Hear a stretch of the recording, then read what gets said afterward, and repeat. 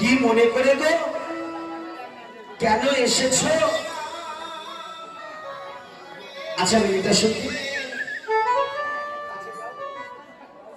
তুমি কেন এসেছো গভীর নিশীথে? আসতে নেই, তোমরা সবাই মিলে এসেছো। আসলে কি হয় জানো,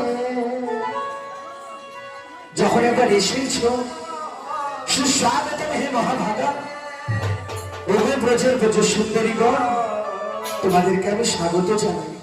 কিন্তু বলতো গোপী, এই গভীর নিশীথে ঘরের স্বামীকে ফেলে, সন্তানকে ফেলে কেন এসেছো আমার কাছে?